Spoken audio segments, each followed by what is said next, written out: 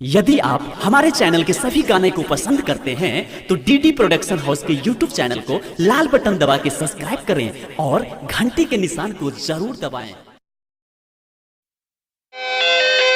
Presented by DD production house Sakri.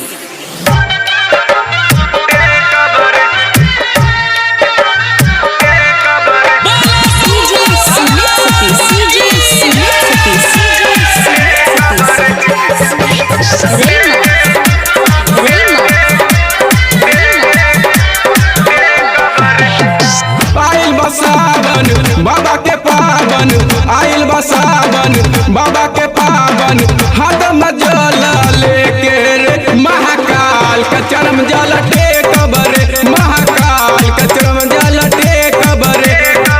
आइल बसावन बाबा के पावन, आइल बसावन बाबा के पावन, हाथ में जल लेके महाकाल का चरम जल टेकब रे, महाकाल का चरम जल टेकब रे।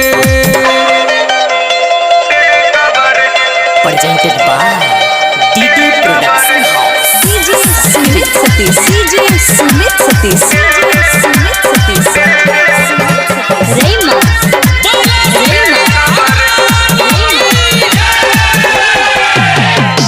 बाबा के पूजा अर्पण से कोटि सारे पाप हो,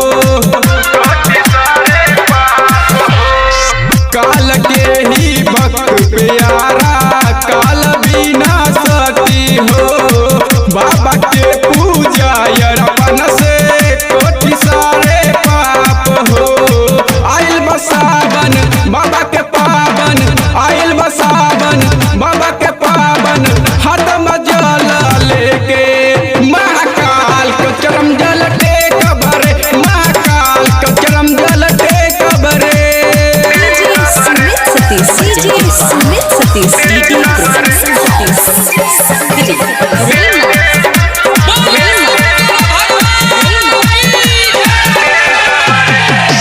बबलू मन के ही झूठ भरम मिटाई दा,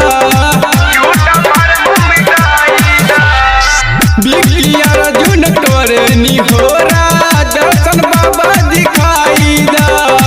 लाला बाबू सुमित जी के झूठ भरम मिटाई दा।